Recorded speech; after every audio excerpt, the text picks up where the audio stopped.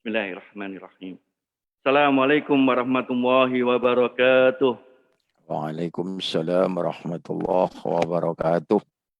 Alhamdulillahirabbil alamin. Kita berjumpa kembali di kajian online bersama dengan komunitas Fikroh yang diasuh oleh Kiai Haji Muhammad Salim Imron. Insya Allah kami akan laksanakan secara rutin kajian online ini setiap hari Kamis pada pukul 5 pagi pada hari ini. Dan untuk pekan depan insya Allah pada malam hari pukul 7.30. Insya Allah Yai Salim Imron ini juga sebagai Ketua Umum Dewan Pimpinan Majelis Ulama Indonesia Kabupaten Sidoarjo, dan beliau juga pengasuh Pondok Pesantren Manbaul Hikam atau dikenal dengan nama Mahika di daerah Putat, Tanggulangin, Sidoarjo, Jawa Timur. Dan insya Allah sebelum kajian dimulai, mohon bagi bapak-bapak yang tidak berpakaian syar'i atau rapi bisa menonaktifkan kameranya agar tidak terlihat kemana-mana. Insya Allah mic partisipan kami akan mute, kami akan matikan selama kajian dimulai, dan insya Allah nanti kita akan ada silaturahim dan mic akan kita buka semuanya. Monggo bagi Bapak Ibu yang nanti yang ingin bertegur sapa, bersilaturahim dengan partisipan yang lain, itu bisa saling membuka dan saling menyapa.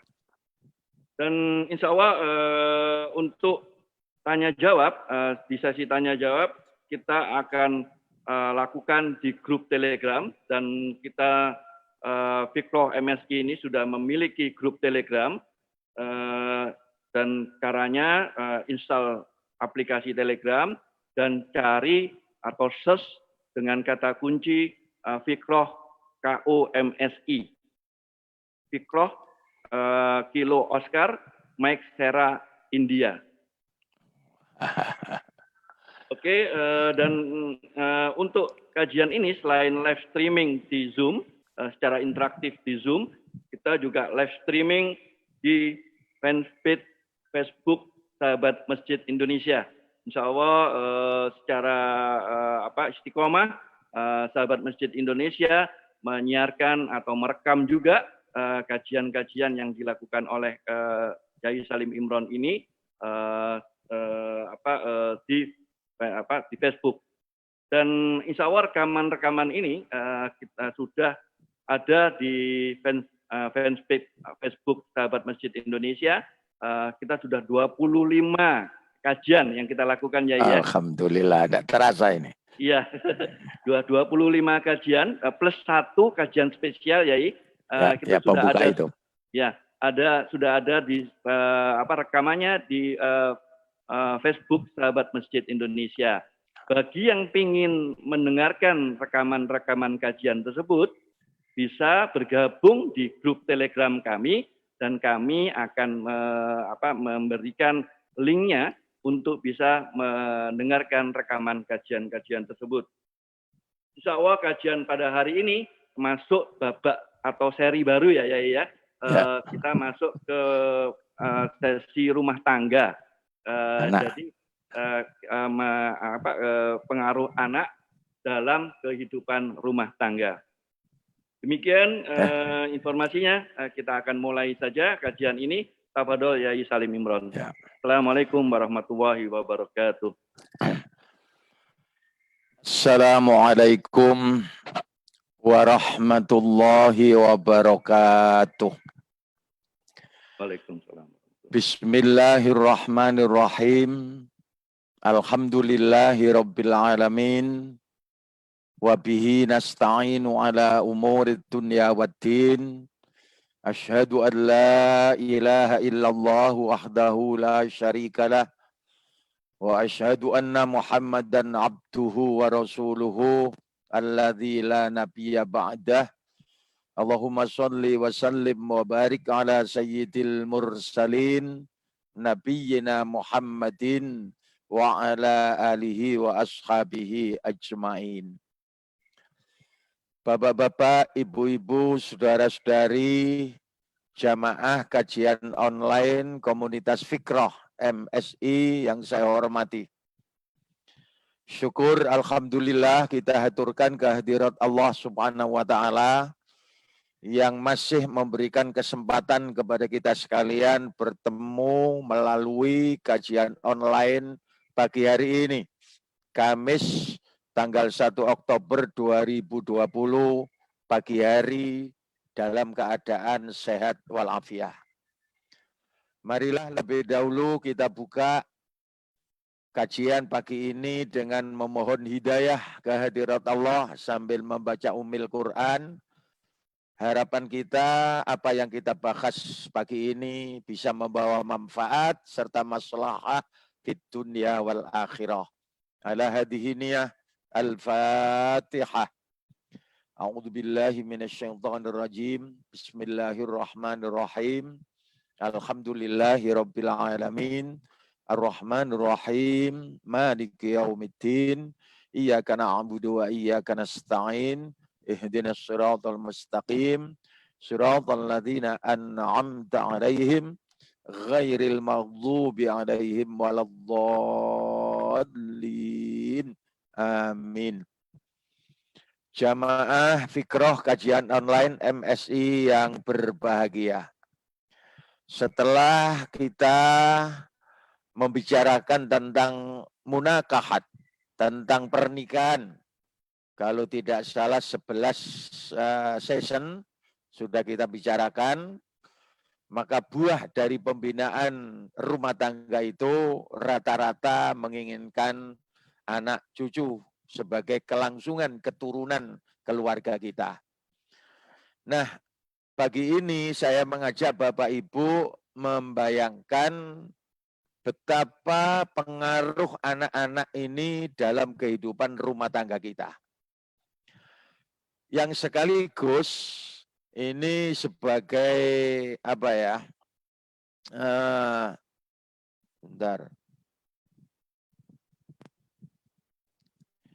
Sebagai tugas kita selaku orang tua maupun profesi sebagai guru kita, di mana tugas orang tua maupun guru, ustadz dan semacamnya menghadapi anak-anak dan murid-murid ini punya dinamika, punya perkembangan naik turun dan semacamnya. Oleh karena itulah subtema yang ingin saya sampaikan ini semacam bagaimana dinamika tugas orang tua seperti kita ini terhadap anak-anak cucu-cucu kita. Jamaah yang saya hormati, anak-anak ini bisa semacam pisau bermata dua. Anak cucu bisa menjadi merupakan pelengkap kebahagiaan hidup rumah tangga kita, tapi juga sebaliknya anak-anak bisa menjadi penyebab dari kesengsaraan hidup rumah tangga. Ini yang saya maksud, anak keturunan kita ini punya dua sisi. Dinamikanya ada di sini. Satu sisi bisa menjadi pelengkap kebahagiaan hidup rumah tangga, tapi di sisi yang lain bisa juga menjadi penyebab kesengsaraan hidup rumah tangga. Kalau kita tidak pandai-pandai mengamatinya, mengawasinya, mendampinginya, mendidiknya, dua sisi ini bisa berubah-ubah. Ini yang saya maksud dinamika. Nah, mari kita sadari bahwa tujuan hidup rumah tangga seperti halnya sudah difirmankan Allah di surat Ar-Rum ayat 21 adalah kehidupan yang sakinah. Sebagaimana firman Allah, wa min ayatihi an khalaqalakum min anfusikum azwaja litaskunu ilaiha. Allah menciptakan manusia ini berjodoh-jodoh dari jenis laki perempuan. Kalau sudah melaksanakan pernikahan, maka tujuannya sudah diarahkan oleh Allah agar mencapai kehidupan yang sakinah. Suasana hidup tenang, tentram, damai. Untuk itu Allah tidak melepas begitu saja, diberilah modal wa ja'ala bainakum mawaddatan wa rahmah. diberi rasa cinta, kasih, dan sayang. Maka seperti dahulu kita bahas, tergantung kepada yang diberi, suami istri. Kalau sudah ini dibina betul-betul mawaddatan warahmah, maka cita-cita kehidupan sakinah akan bisa diraih. Nah, hasil dari sekian lama membina rumah tangga, muncullah apa yang disebut anak-anak cucu kita. Maka Nabi meletakkan faktor kebahagiaan hidup rumah tangga itu, satu diantaranya adalah anak-anak ini. Nah, kemarin kalau jamaah masih ingat, ada sabda Nabi riwayat Imam Bukhari Muslim dari Anas bin Malik. Nabi memberikan semacam kriteria menurut kacamata ukuran Nabi Muhammad Sallallahu Alaihi Wasallam. Min sa'adatil mar'i arba'atun. Di antara tanda-tanda kebahagiaan seseorang itu ada 4 faktor. Yang pertama, antakuna zaujatuhu sholihatan. Istrinya cerminan dari istri yang sholihah, yang baik, yang patuh, yang setia, yang bisa menyenangkan hati sang suami. Faktor istri. Dari suami istri lahirlah anak-anak, wa auladuhu abroron. Anak-anaknya bagus, anak-anaknya soleh, anak-anaknya termasuk bir. Itu ya, abror. Nah, faktor yang kedua. Yang ketiga, wa khulata'uhu sholihin, lingkungan family, keluarga, tetangga, komunitasnya, lingkungan yang baik. Istri baik, anak-anak baik, lingkungannya tidak baik, nanti akan timpang kehidupan kebahagiaan rumah tangga. Karena itu faktor ketiga banyak juga dipengaruhi oleh lingkungan di mana rumah tangga ini berada. Yang keempat, warizquhu fi baladi. Ini faktor materi. Rizkinya dicari di negerinya sendiri, di daerahnya sendiri. Ini faktor yang keempat. Nah, mari kita soroti faktor kedua ini. Bahwa kehidupan rumah tangga bisa dirasakan bahagia kalau dikaruniai oleh Allah anak-anaknya yang abroron, yang birron, yang soleh, yang berbakti, yang nurut, yang patuh, menyenangkan hati orang tua. Ini faktor anak-anak. Jamaah sekalian yang saya hormati, proses terjadinya anak, mari kita amati. Bahwa sebenarnya yang menentukan anak itu bukan orang tuanya, bukan bapaknya, bukan ibunya. Nanti bisa dilihat di surat At-Tariq. Ya. Falyanduril insanu mimma khuliq, khuliqa mimma indafiq, yakhruju min baini sulbi wat tara'ib, innahu ala raj'ihi laqadir. Hendaklah manusia memperhatikan dari apakah dia diciptakan. Sekaligus pertanyaan ini cobalah manusia, anak-anak ini diciptakan dari apa? Dijawab oleh Allah Sang Pencipta, khuliqa mimma indafik. Dia diciptakan dari air yang terpancar, dafik, yang muncrat. Mohon maaf, dikenallah kemudian dengan istilah sperma dan sel telur. Yakhruju min baini sulbi wat tara'ib, yang keluar dari antara sulb, tulang rusuk orang laki-laki sang suami, wat tara'ib, dan tulang dada orang perempuan. Ilmu kesehatan memberi nama spermanya laki-laki membuahi sel telurnya istri. Nah, ini adalah kekuasaan Allah. Allah lah yang berkuasa mempertemukan spermanya orang laki-laki dan dengan sel telurnya orang perempuan. Mimbaini sulbi wat tara'ib. Betapapun usaha suami istri punya anak, tapi ala raj'i laqadir, Allah tidak menentukan bertemu, tidak bertemu. Tetapi bagaimanapun menghindarkannya orang laki-laki agar tidak bisa membuahi sel telur istri, bertemu dalam hal bersenggama tapi tidak ingin punya anak, kalau Allah mentakdir dengan kekuasaannya, maka pertemuan itu akan jadi anak.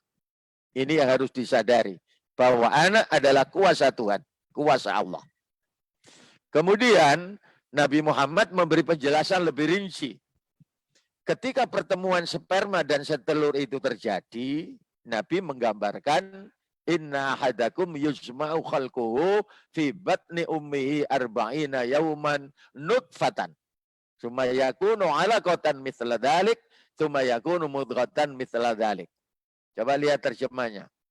Sesungguhnya tiap orang di antara kalian ini berarti ya anak-anak kita, cucu-cucu kita dikumpulkan kejadiannya di rahim ibunya dalam 40 hari berupa nutfah.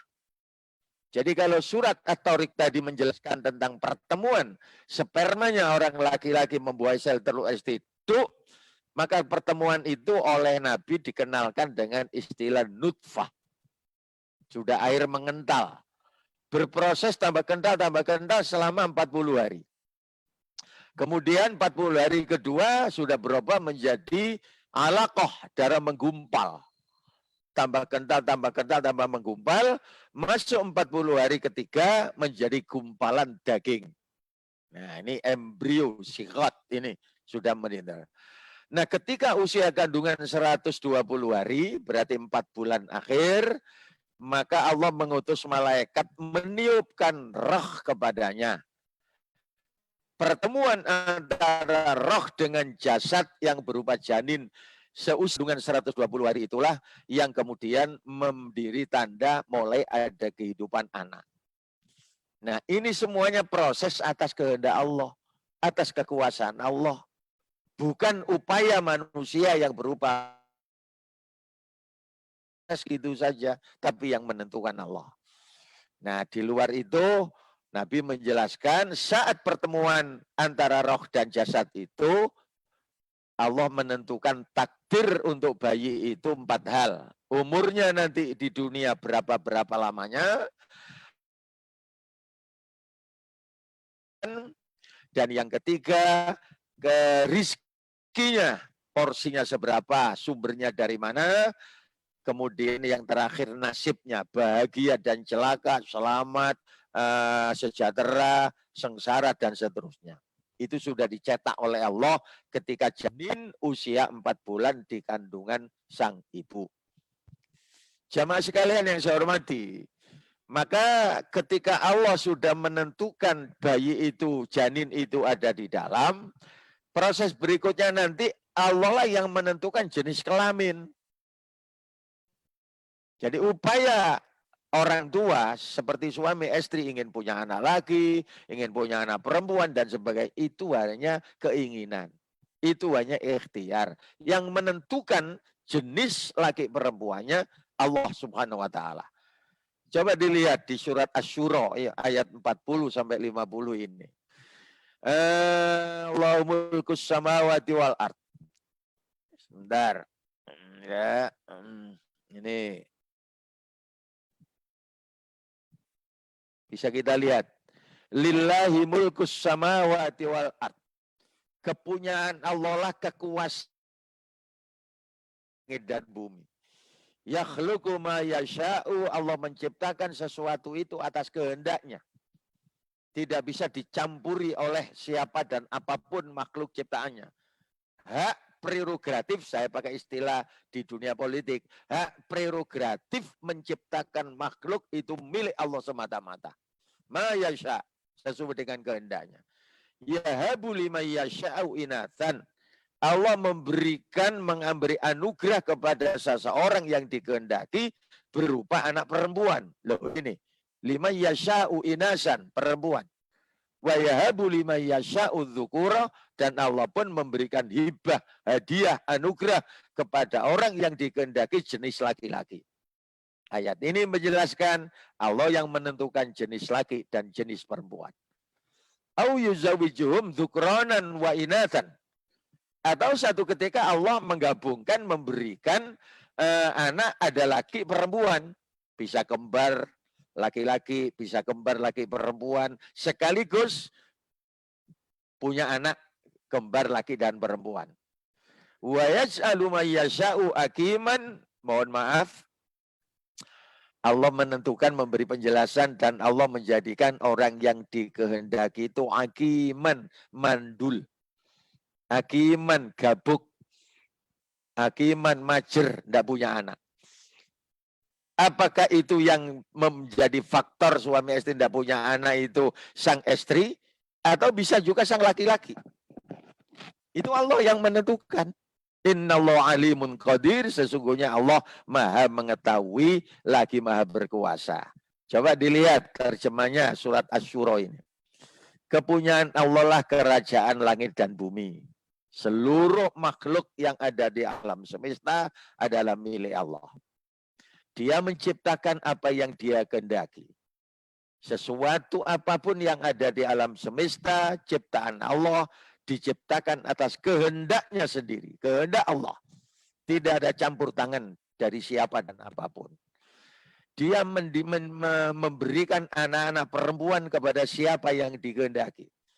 Dan memberikan anak laki-laki kepada orang yang dia kehendaki. Jenis laki, jenis perempuan anak-anak itu Allah yang memberi, Allah yang menentukan. Tapi Allah pun dia juga menganugerahkan jenis laki dan perempuan kepada siapa yang dikehendaki. Ini yang saya maksud dengan bisa jadi kembar laki-laki semuanya, bisa kembar perempuan, bisa simpangan jenis kembar laki perempuan. Atau berurutan. Anak pertama laki, anak kedua perempuan, anak ketiga laki, anak perempuan itu, dan seterusnya. Nah, kalimat selanjutnya diberikan mandul kepada siapa yang dikehendaki. Mari ini disadari bahwa yang menentukan suami istri itu punya anak atau tidak, jenis laki atau perempuan adalah Allah Subhanahu wa Ta'ala. Berarti anak-anak kita, cucu-cucu kita adalah pemberian anugerah yang diberikan Allah kepada keluarga. Bersyukurlah kepada semua pihak yang membina rumah tangga dikaruniai oleh Allah anak. Apakah laki atau perempuan tidak jadi masalah, itu pelengkap kebahagiaan hidup rumah tangga. Tetapi kepada pihak keluarga, mohon maaf, suami atau istri sekian lama membina rumah tangga, belum dikaruniai anak, ini adalah kehendak Allah.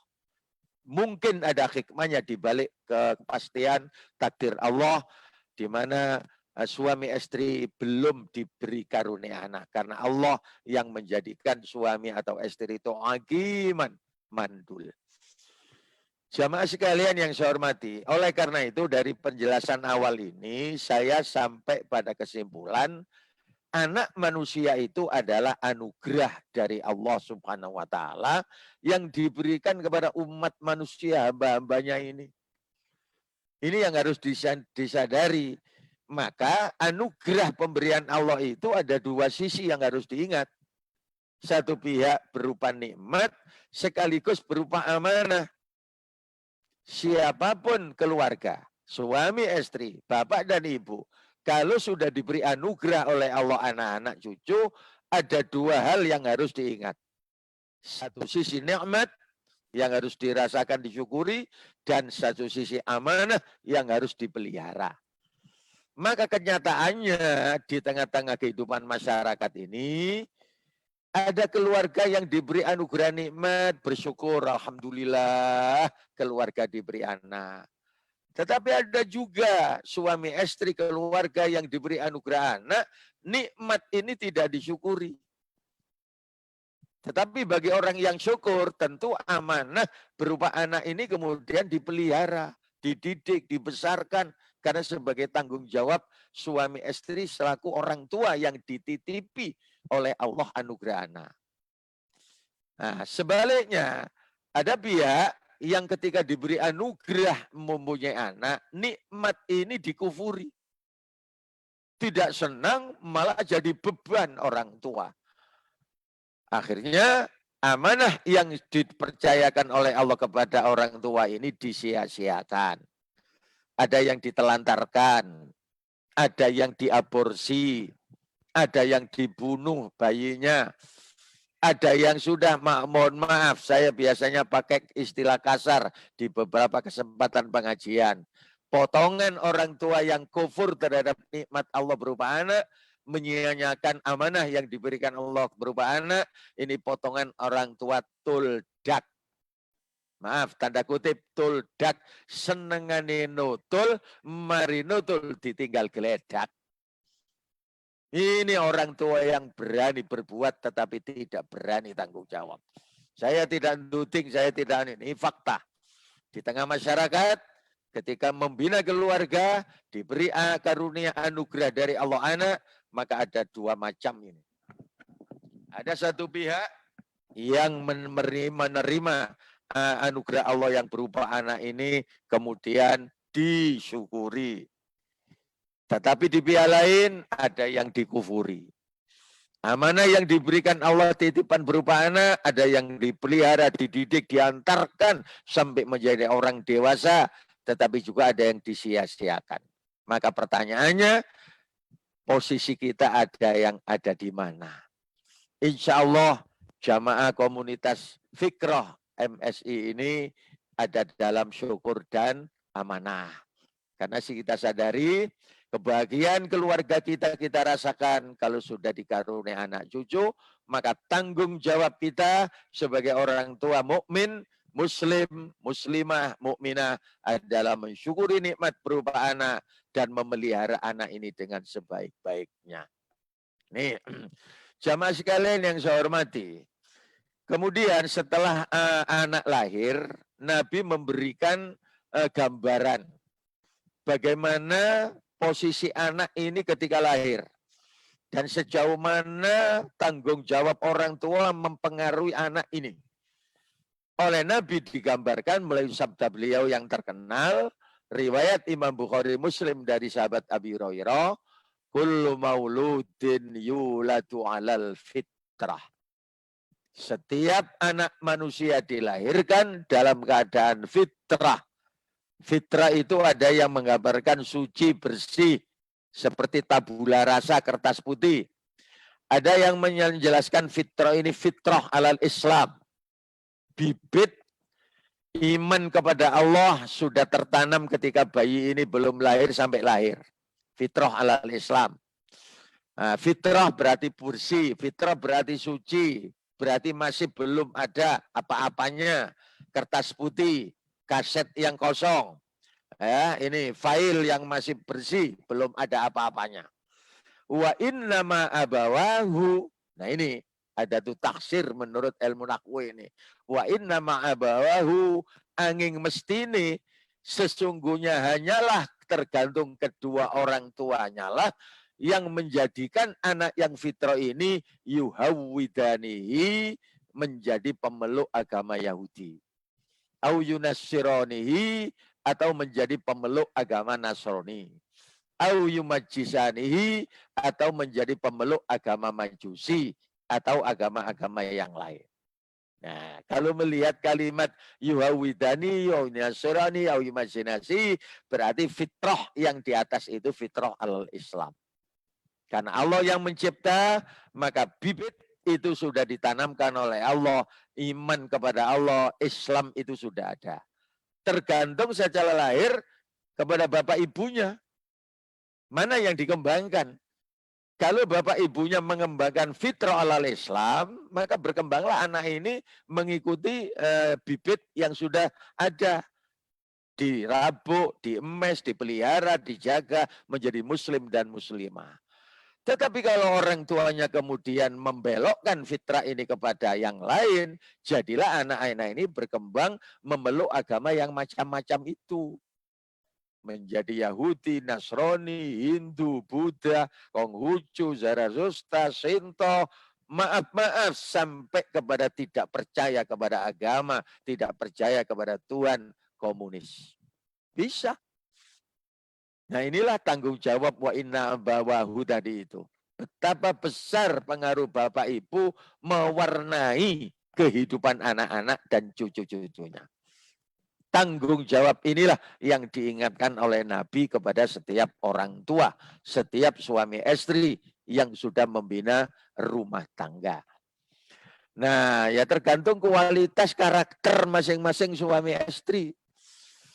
Kalau nilai ajaran agama seperti ini difahami, dihayati betul, ya anak-anak akan dibina semangat kemampuan agar fitrah alal Islam ini berkembang. Tetapi kalau orang tuanya kemudian hanya maaf sekali lagi saya pakai kalimat kasar, hanya pinter gaya anak tok, tidak. Jadilah anak-anak manusia yang macam-macam ini. Yang mohon maaf, yang tidak karu-karuan ini. Karena orang tuanya sudah lepas tangan. Naudzubillah min dzalik, mudah-mudahan di keluarga besar Fikrah komunitas kajian online ini tidak ada warna orang tua yang seperti itu. Nih, kemudian setelah kita dikaruniai anak, Nabi memberikan beberapa petunjuk kewajiban seperti tanggung jawab. Apa itu? Yang pertama, kullu gulamin murtahinun bi'aqiqatihi. Setiap bayi yang lahir di tengah-tengah keluarga muslim ini oleh Nabi digambarkan digadaikan oleh Allah dengan akikahnya. Ya seperti Bapak Ibu maaf kepegadaian. Ada barang yang berharga dititipkan di pegadaian sebagai borg jaminan. Kemudian kita karena butuh uang, butuh modal, dana, lalu kita ini dipakai istilah gadai. Allah yang memiliki anak-anak ini, anugerah dari Allah, dititipkan kepada kita. Nah, untuk itu, Nabi memberikan istilah, tebuslah gadainya yang berupa anak ini dengan akikah. Akikah itu apa? Penyembelihan seekor kambing karena kelahiran anak. Tudbahu anhu fi yaumi sabi'in min maulidihi. Yang dianjurkan oleh Nabi disembelih akikah itu dalam hari yang ke-7 dari hari kelahirannya. Jadi kalau ingin mengikuti sunnah Nabi, punya anak, punya cucu, sang bapak atau sang kakek menyiapkan dana untuk beli seekor kambing atau 2 ekor kambing dan disembelih pada hari yang ke-7. Bersamaan dengan itu, wa yukhlaqu ra'su, dicukur, digunting rambut sang bayi, wa yusamma, dan diberi anak. Nah, Nabi memberikan peringatan kewajiban bapak ketika diberi anugerah oleh Allah anak, 1, menyembelih akikah, dan yang kedua mencukur rambutnya, paling tidak menggunting minimal 3 helai rambut, dan kemudian memberi nama agar diberi tanda nama yang apa. Ini lanjut. Amarona Rasulullah an na'uqqa alil hulam bisyataini wa anil jariyati bisyatin. Rasulullah memerintahkan kami para sahabat, kata Aisyah, supaya menyembelih akikah untuk anak laki-laki 2 ekor kambing dan untuk anak perempuan 1 ekor kambing. Ini mengapa? Ini sudah sunnah dari Rasulullah. Ini ketentuan Rasulullah. Tapi dengan catatan secara umum, la yukallifullahu nafsan illa wus'aha. Allah tidak memberikan beban tugas kewajiban di luar batas kemampuan. Kalau orang tuanya atau bapaknya mampu, suaminya mampu, ya ini semacam sunnah muakkadah. Tekanan dari Nabi agar menyembelih akikah untuk kelahiran bayi. Laki-laki 2 ekor kambing, 1 ekor kambing untuk perempuan. Namun kalau suami atau sang bapak tidak mampu, ya tidak bolehlah dienak-enak, dipaksa-paksakan sampai utang ke sana kemari, sampai jual ini dan itu, tidak dianjurkan seperti itu, sebatas kemampuan. Kalau tadi ada pesan dari Nabi kalau bisa disembelih hari yang ke-7. Kalau tidak mampu, belum ada kesempatan.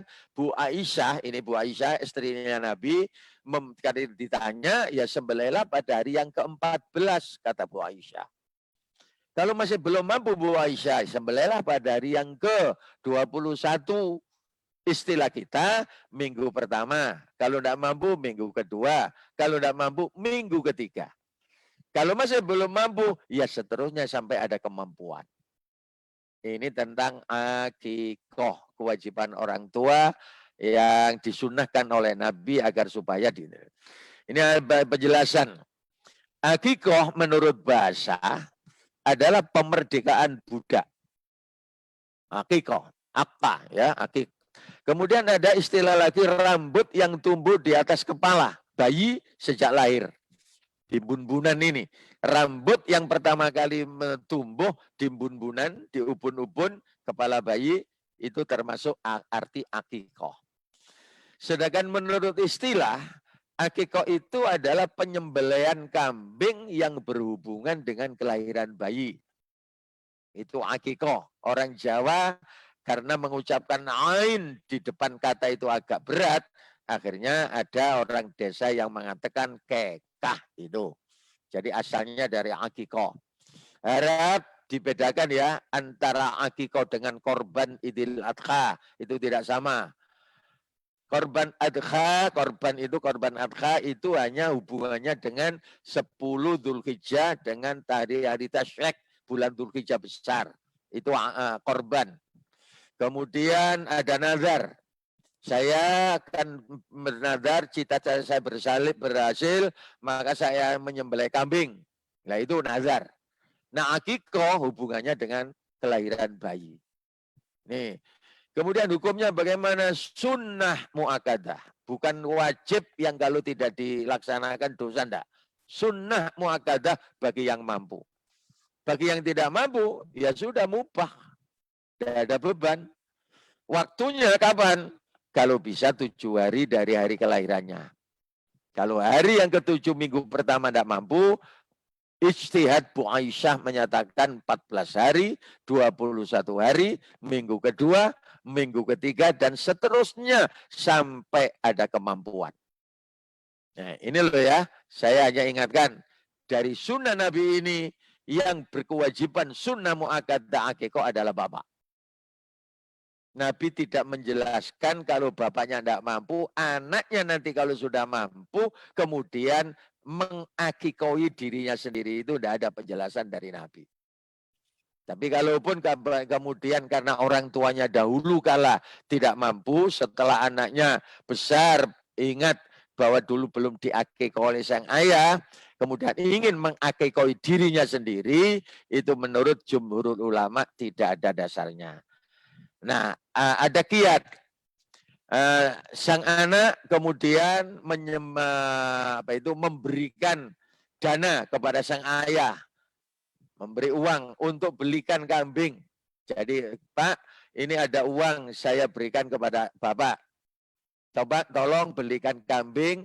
Kambing ini untuk akikoh saya, Bapak yang melaksanakan. Nah, menolong ini namanya. Sang ayah untuk mengakikon dirinya.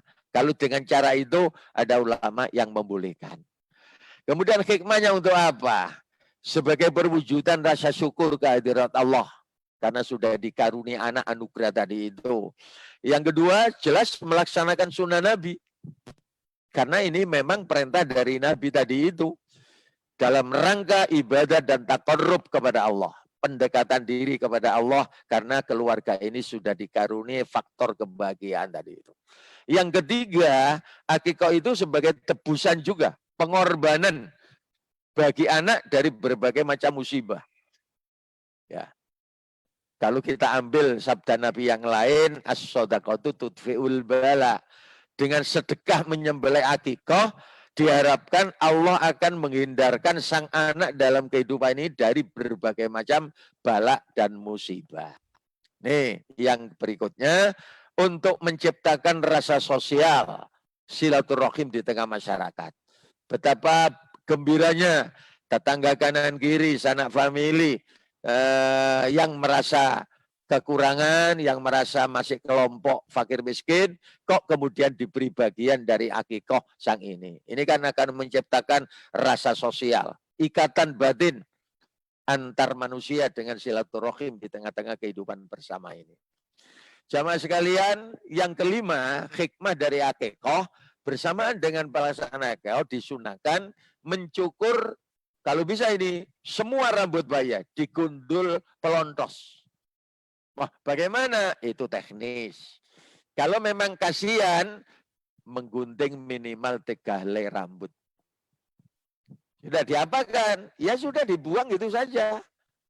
Ini ada memang ini ijtihad beberapa pendapat yang potongan ini kemudian ditimbang untuk dibelikan emas sekian gram lalu disedekahkan. Ya boleh-boleh saja. Tapi ajaran secara pasti dari Nabi tidak ada. Kemudian bersamaan dengan akikoh, dengan cukur rambut, memberi nama yang baik. Karena nama yang baik dari anak itu mengandung harapan yang baik untuk masa depan anak. Kalau orang tua memberikan misalnya khairun nisa, orang sudah bisa menangkap bahwa bapaknya, orang tuanya berharap nanti anak ini menjadi putri yang baik. Husnul khotimah, begitulah. Bahasa silakan, bahasa Arab, bahasa Indonesia, bahasa Jawa, bahasa ini monggo. Yang penting mengandung arti dan harapan yang baik untuk sang anak. Ini pesan dari Nabi, kalau sudah punya anak, berilah nama yang anak baik. Mengapa? Karena ini Nabi menyatakan, innakum tud'auna yaumal qiyamah bi asma'ikum wa asma'i abaikum. Fahsinu asma'akum. Sesungguhnya kamu sekalian akan dipanggil di hari akhirat kiamat nanti dengan nama-nama kalian dan nama-nama ayah kalian. Karena itulah dalam Arab mesti bin itu gandeng. Ya, Muhammad bin Abdullah, Abdullah bin Abdul Muthalib. Nah, itu ya, Ali bin Abi Thalib. Ya, dan seterusnya. Itu mesti dipanggil nanti. Nah, karenanya lah kita didik anak-anak kita itu, kita kenalkan dengan nama orang tua, nama bapaknya, dan nama kakeknya kalau bisa. Apalagi kalau ingin umroh, kalau ingin haji, butuh paspor. Masuk kerajaan Saudi Arabia, ditentukan 3 nama. Nama anak yang bersangkutan, nama ayahnya, nama kakeknya. Kalau Nabi Muhammad misalnya Muhammad bin Abdullah bin Abdul Muthalib. 3 nama. Nanti di akhirat akan dipanggil oleh Allah nama-nama kita dengan bin, dengan nama bapak. Karena itu, berilah anak-anak ini nama yang baik. Ya terserah nama itu hak asasi itu. Sekali lagi saya ingatkan pesan Nabi, fahassinu asma'akum, perbaikilah nama-nama kalian. Jangan sembarangan memberi nama sak kenee itu. Tanya kepada ahlinya.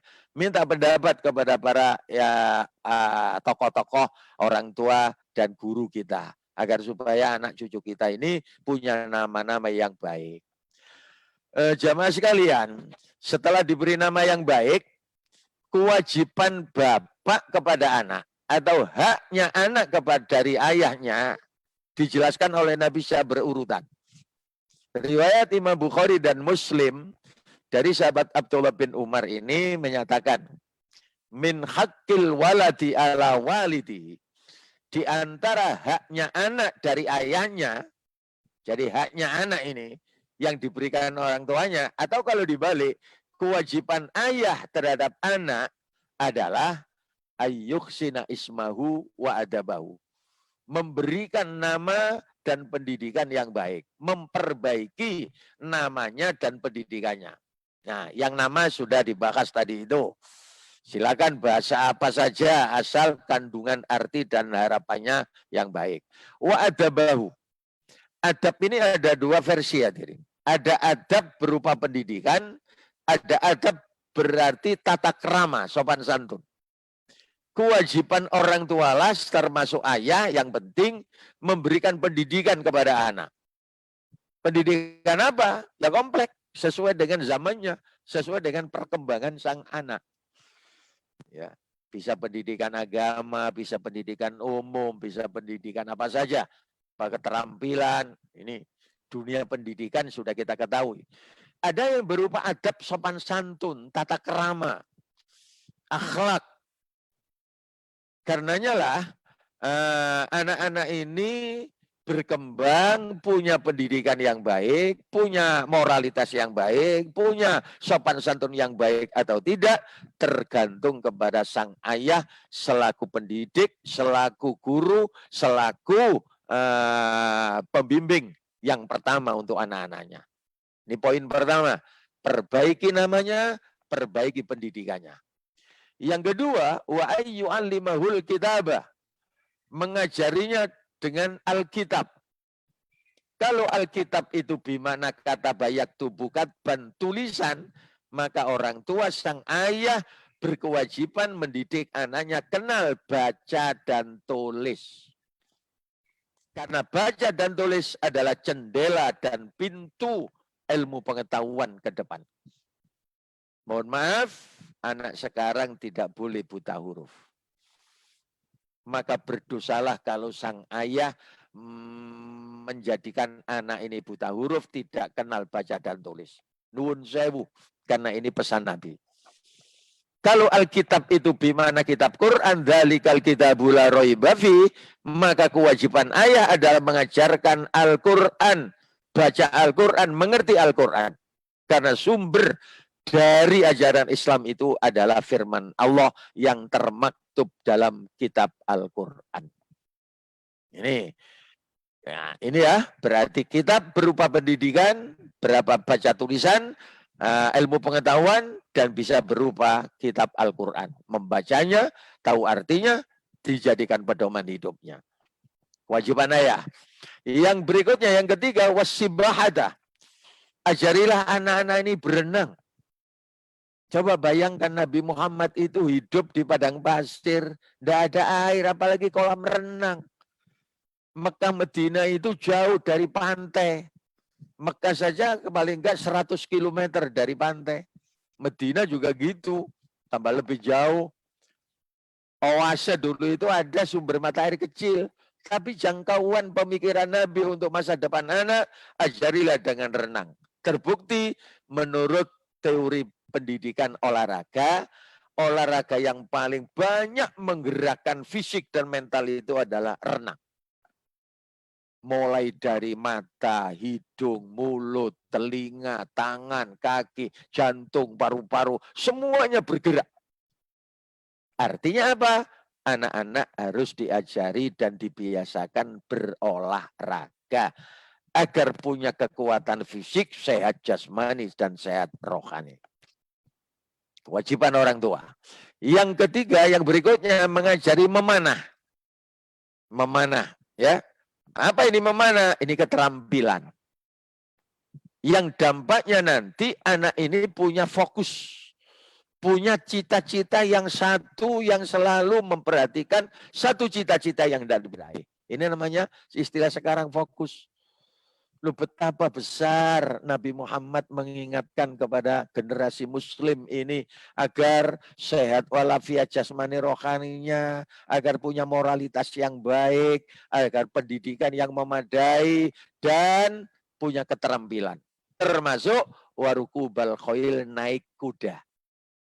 Zaman Nabi, kendaraan yang paling cepat di samping onta adalah kuda. Nah sekarang oleh manusia, oleh tak manusia, kendaraan dikembangkan sekarang menjadi sepeda, sepeda motor, mobil, kereta api, bis, sampai pesawat udara, kapal yang ada di laut. Nah maknanya anak-anak juga harus menguasai penguasaan kendaraan agar transportasi mempercepat dalam hal bekerja, dalam hal mencari ilmu, dan lain sebagainya. Itulah yang diingatkan Nabi kepada sang ayah-ayah seperti kita. Kemudian tidak kalah pentingnya Nabi pesan wa alla yarzuqahu illa thayyiban, dan tidak memberi bekal hidup kecuali yang baik-baik. Ingat ini, pesan Nabi kepada bapak, kepada ayah setelah dianugerahi anak, maka kewajiban sang ayah adalah memberikan nafkah yang halalan thayyiban kepada anak-anak. Masa depan anak-anak dunia akhirat tergantung kepada rizki yang dicari oleh ayah dan diberikan nafkah ini kepada anak. Halalan thayyibah. Barangnya halal, cara mendapatkannya juga halal. Fisik materinya baik, makan minum sandang pangan papanya, dan cara mendapatkannya juga yang baik. Keselamatan anak dunia akhirat tergantung kepada bagaimana sang ayah memberikan nafkah kepada sang anak. Sampai Nabi memberi peringatan. Ayyuma abdin nabatalahamu minas sukhti awir riba fannaru aula. Barang siapa yang tumbuh dagingnya, tulang belulangnya, darahnya dari hasil-hasil kotor, riba, dan barang haram, maka neraka yang lebih utama tempatnya nanti. Coba bayangkan. Bayi yang baru dilahirin dari ibu, makanan minuman yang pertama adalah ASI. Mohon maaf, ASI air susu ibu. Dari mana ASI ini? Dari makanan minuman yang dikonsumsi oleh sang ibu. Dari mana makanannya? Beli. Belinya dari mana? Dari uang. Uangnya dari mana? Dari nafkah belanjanya sang suami, sang bapak kepada ibu.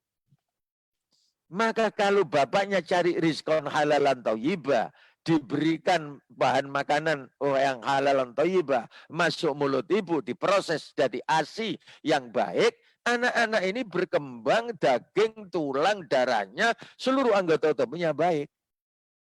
Tapi sebaliknya, kalau sang ayah kemudian hantam kromo pokoknya oleh duit, gak peduli halal haram, maka uang haram masuk mulut sang ibu, asinya jadi asi haram.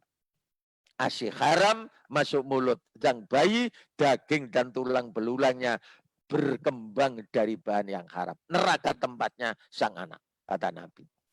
Ini yang perlu diingat. Ini belum yang lain. Makanan, minuman, pakaian, dan seterusnya. Itu pesan Nabi. Sehingga nanti akan ketemu dengan ayat firman Allah, ya ayyuhalladzina amanu qu anfusakum wa ahlikum naro. Orang mukmin jaga dirimu, jangan keluargamu, jaga betul anak-anakmu, jangan sampai masuk neraka. Satu di antara cara penjagaannya, ini pesan Nabi, beri bekal hidup yang baik. Jangan diberi bekal hidup yang tidak baik, yang buruk. Barulah kewajiban terakhir menurut Nabi dari ayah kepada anak, wa ayyuzawwijahu idza adroka. Mengawinkannya bila sudah dewasa. Nah, inilah urutan ya. Kalau kita sudah berani menjadi suami istri, lalu kemudian berkumpul, bersenggama, bersetubuh, konsekuensinya nanti akan lahir anak-anak. Begitu anak lahir, Nabi sudah memberikan gambaran kewajiban secara urut, secara Islami. Sejak memberi nama, akikoh, sampai mengawinkan anak. Kewajiban bapak ini sampai mengawinkan anak. Kalau sudah kawin, berarti amanah sudah diserahkan kepada menantu, lepas sudah.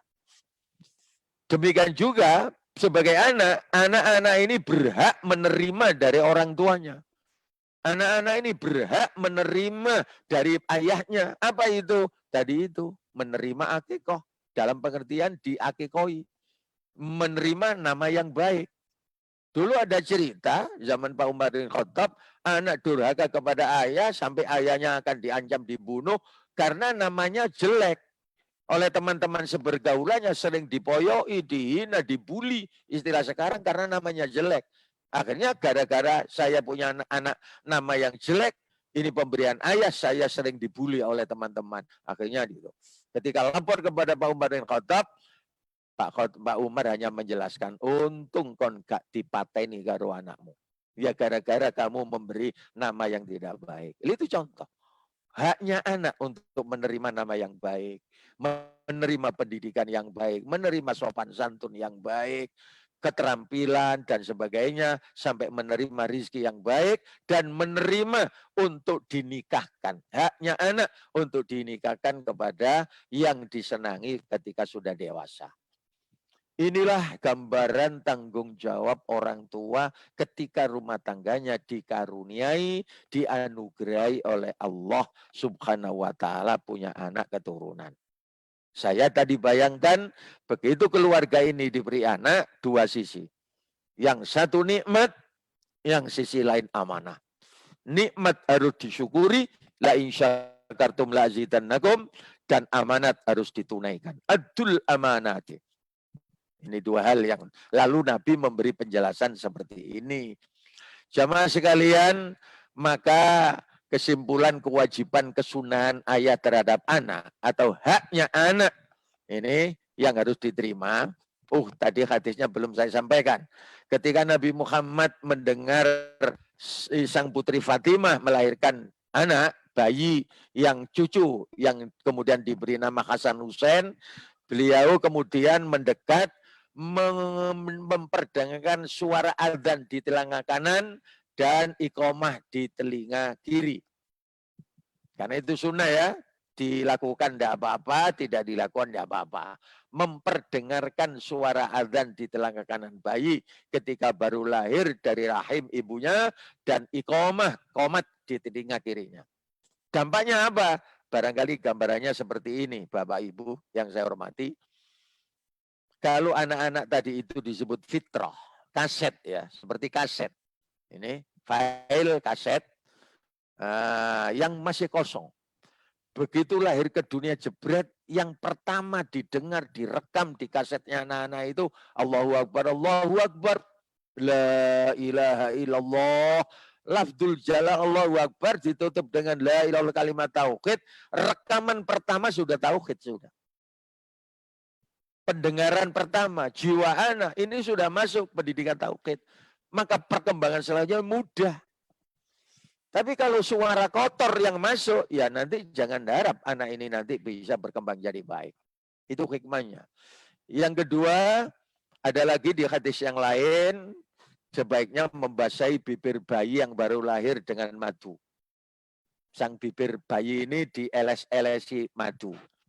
Karena Allah sudah mengingatkan, salah satu di antara ayat Al-Quran, surah Al-Quran An-Nahl, di sana Allah menyatakan buah daripada tawon itu adalah madu, syifaan, bisa menjadi obat, bisa menjadi Kemudian yang ketiga, tadi itu urutannya menyembelih akikah, sekaligus mencukur dan menggunting rambut, plus memberi nama yang baik. Nah, yang ketiga, yang keempat, memberikan pendidikan dan sopan santun atau tata krama. Karena keluarga muslim pasti menjunjung tinggi akhlakul karimah. Menjunjung tinggi tata krama dalam kehidupan. Yang satu di antaranya saling menghormati. Sampai Nabi mengingatkan, laisa minna malam yarham soghirona walam yuwakir kabirona. Bukanlah sunahku, bukan umatku, bukan ajaranku. Kalau ada orang tua tidak bisa menyayangi yang muda tidak bisa menghormati yang tua. Inilah yang disebut orang Jawa tata krama. Unggah-ungguh, sopan santun. Yang muda menyayangi, yang tua menyayangi yang muda menghormati yang tua. Beda betul dengan pergaulan liberalisme, kebebasan, tidak ada tata krama sama sekali, tidak ada sopan santun. Hubungan antara kakak dan adik, orang tua anak, guru murid, sama semuanya. Itu bukan tata cara pendidikan muslim kepada sang anak. Lalu yang ketiga, mengajarkan ilmu pengetahuan dan Al-Quran. Ya, ini memberikan bekal olahraga, keterampilan. Jamaah sekalian, tidak semua orang tua memang mampu memberikan nomor 4, 5, dan 6. Langsung sendiri. Mohon maaf loh, saya ini sejak selesai pendidikan perguruan tinggi, langsung jadi guru. Sampai sekarang mohon maaf disebut Pak Ustadz, sebut Pak Yai, pengasuh, dan seterusnya. Tapi terus terang saja saya tidak mampu mendidik anak saya 5 dengan tangan saya sendiri. Ini pengalaman saya. Maka mengamati akan semuanya itu, mari kita kerjasama. Kalau memang kita merasa jadi ayah tidak mampu mendidik anak nomor 4, 5, dan 6, seperti di catatan layar itu, ya kita minta tolonglah kepada ahlinya. Apa itu? Ya, minta tolong kepada pengasuh pendidikan itu. Baik di lembaga pendidikan formal, sekolah formal, maupun non-formal. Tinggal ada kemauan enggak orang tua ini untuk menyerahkan, meminta tolong kepada para ahlinya itu. Nah, jadilah kita kerjasama, ada orang tua punya anak, ada guru, pihak guru punya ilmu. Oke, mau beliau kata orang Jawa, maka pihak ketiga tokoh-tokoh masyarakat yang punya daya bergabung. Ini tripusat pendidikan. Rumah tangga, sekolahan, formal, dan tokoh masyarakat menjadi satu untuk membimbing anak-anak masyarakat bangsa ini menjadi pengganti generasi penerus nanti. Nah, yang penting serahkanlah kepada ahlinya. Kalau memang tidak mampu. Itu, insya Allah negara sekarang sudah memberikan bantuan finansial, sudah penuh. Sehingga diharapkan tidak ada anak Indonesia yang tidak sekolah. Sampai ada istilah, dulu ada wajib belajar 6 tahun sampai SD, 9 tahun sampai SLTP, 12 tahun sampai SLTA.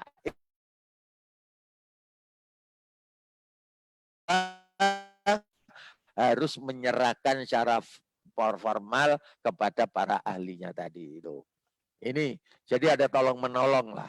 Kemudian tidak kalah pentingnya tadi sudah saya bicarakan dalam membekali dengan rizki yang baik dan halal demi masa depan anak dunia akhirat.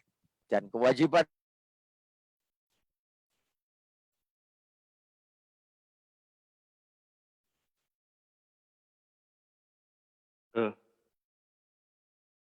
mohon maaf, kemungkinan apa namanya hubungan dengan Yai terputus. Yai Salim, mic-nya dinyalakan Yai. Yai Salim, mic-nya dinyalakan Yai.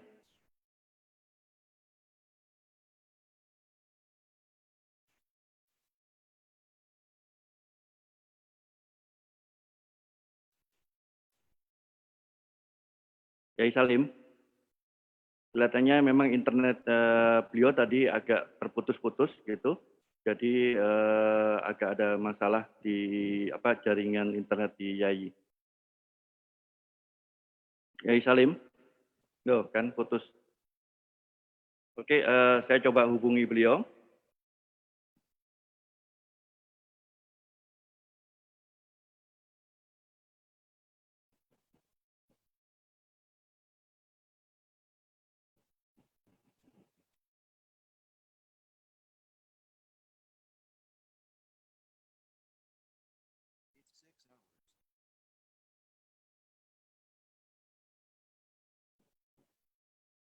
Untuk 30 hari, tekan 1, 2, 3. Oh ini? Iya, internetnya bermasalah ya. Wifi ya ini rupanya. Iya. Apa? Ya. Oke. Udah ini udah connect lagi. ini ya. Ya, oke. Sudah mana? Udah di-share lagi ya. Ya, di-share lagi. Ini. Nah, sudah. Masuk. Udah matikan aja HP-nya ya. Oke ya. Udah terdengar ya. Tapi screen-nya gini ya. Kelihatannya mohon maaf ya, screen-nya dimatikan saja ya. Sebentar. Saya matikan screen-nya aja ya. Nggak perlu pakai screen ya. Nggak pakai presentasi ya. Karena ini nggak pakai karena bandwidth-nya problem ya. Yai? Apa? Ya, Yai ini aja, nggak perlu presentasi Yai, langsung ngomong aja, karena bandwidth-nya Yai bermasalah, sinyalnya putus-putus. Nah ini putus lagi Yai. Saya matikan juga kameranya Yai, biar Oke ya, saya matikan juga kameranya Yai. Jadi Yai hanya suara saja yang kita dengar. Monggo Yai. Oh, tapi masih problem ini Yai.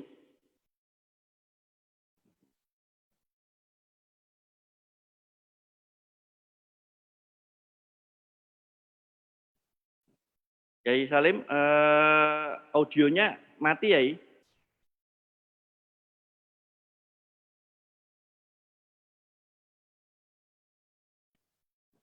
Audionya, oke. Audionya masih di mute ya. Okay.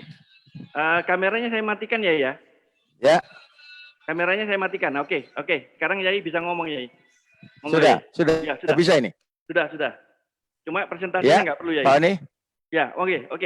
Di-share ya Pak ini. Nggak usah share screen Yai. Karena bandwidth-nya problem Yai. Internetnya problem. Yai.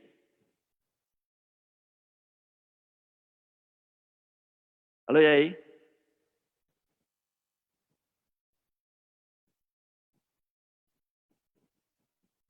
Halo Yai.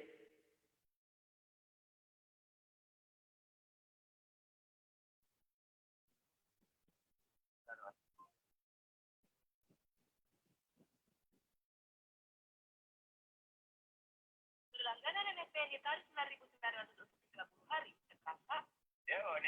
Yai, internetnya Yai bermasalah. Jadi apa namanya, mending presentasinya dimatikan saja, nggak perlu pakai presentasi, hanya suara aja. Cuma tapi juga internetnya problem ini, atau tethering saja Yai. Iya, ini itu wifi-nya internetnya ini yang ada gangguan ini. Iya. Bagaimana Yai? Ada yang bisa tethering Yai? Iya, saya sendirian ini anak-anak ada aja. Oke. Oke, ini terdengar ya, Bapak-bapak. Yai bisa ini Yai, soalnya terdengar suaranya Yai. Ya. Nah, ini. Kebetulan itu tadi sudah selesai, Pak. Oke. Terus? Nah. Oke Yai. Iya, Pak nih. Oke. Sekarang sudah ini. Sudah terdengar Yai. Langsung anu apa nih? Ya. Oke, nggak usah share screen Yai, nggak usah share screen. Ya, langsung gini ya. Ya, oke. Ya, Pak nih. Oke. Halo. Ya, Yai, ngomong aja. Gak apa-apa, kita dengar. Ayo langsung beri kesempatan seperti Oke. biasa. Saya matikan ya, sudah enggak pakai doa. Ya, nggak pakai doa aja Yai. Nanti diinfokan aja gitu. Nah, Oke, Yai sebentar. denger ya. Ya. Oke. Oke Yai ya. Ya. Oke. Sudah yang anu ya. Oke, Apa kita saya mulai. tutup dengan doa? Ini kalau ini enggak pakai share screen. Iya, nggak apa-apa. Ini suaranya lebih jelas karena bandwidth-nya berkurang. Nggak apa-apa Yai. Halo Yai. Ditutup dengan doa aja Yai, kalau gitu Yai.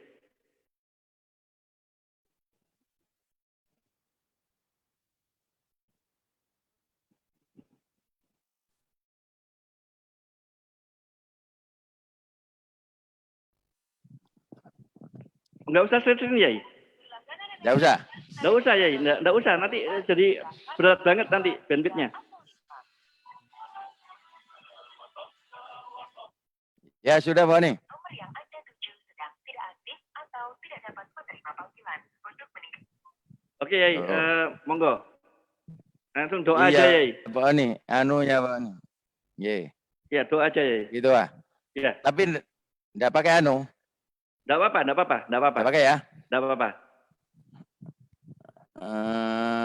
Maksudnya ini sebentar. Loh, nggak usah di-search Ini lagi kelihatan Yai. Pak nih. Doa Ya, ini Pak. nggak perlu Yai. Nanti berat nanti bandwidth-nya Yai.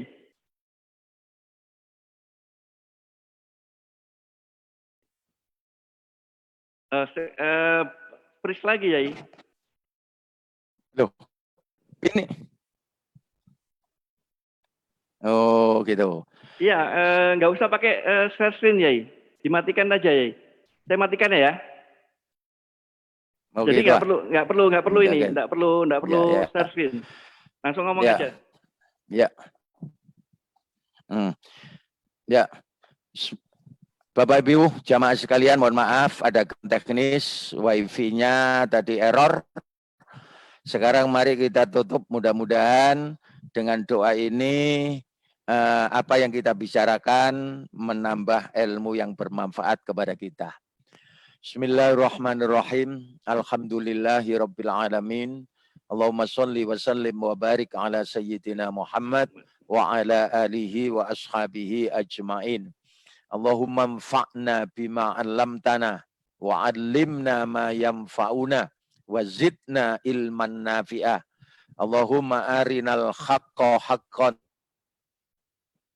arinal batila batilan warzuqna ijtinabah ولا تجعله ملتبسا علينا فنضله اللهم نضله اللهم نور قلوبنا بالقرآن وزين أخلاقنا بالقرآن ونجنا من النار بالقرآن وأدخلنا في الجنة بالقرآن اللهم اجعل القرآن لنا في الدنيا قرينا وفي القبر مونسا وعلى الصراط نورا وفي الجنة رفيقا ومن النار سترا وحجابا وإلى الخيرات كلها دليلا وإماما ربنا تقبل منا إنك أنت السميع العليم وتب علينا إنك أنت التواب الرحيم وصلى الله على سيدنا محمد walhamdulillahi rabbil alamin. Jamaah sekalian, mohon maaf lebih dan kurangnya termasuk ada gangguan tadi itu dan terima kasih atas perhatiannya. Sampai jumpa kembali Kamis yang akan datang pada jam 19.30 insyaallah. Wassalamualaikum warahmatullahi wabarakatuh. Waalaikumsalam warahmatullahi wabarakatuh. Jazakallah khairan kasiran kepada Yai Salim Imron yang sudah memberikan kajiannya di pagi hari ini, meskipun ada gangguan teknis tetapi tidak mengurangi kajian kita, dan kita tutup tadi dengan doa insya Allah gitu. Dan nanti pertanyaan yang sudah masuk nanti insya Allah di pekan depan kita akan bacakan lagi untuk ininya gitu. Ya. Ini Yai suaranya putus-putus Yai, jadi kita terdengarnya agak putus-putus tadi, gitu. Oke, saya saya matikan dulu link yang ada di mana Facebook karena kita akan beramah tamah di aplikasi Zoom. Monggo nanti bapak-bapak yang ada di aplikasi Zoom jangan live dulu. Karena kami menyapa yang ada di Papua, yang di BSD, yang ada di Jogja, nanti saya sapa. Oke, kita tutup dengan doa faratul majelis. Subhana wa bihamdika, asyhadu alla ilaha illa anta, astaghfiruka wa atubu ilaik. Assalamualaikum warahmatullahi wabarakatuh.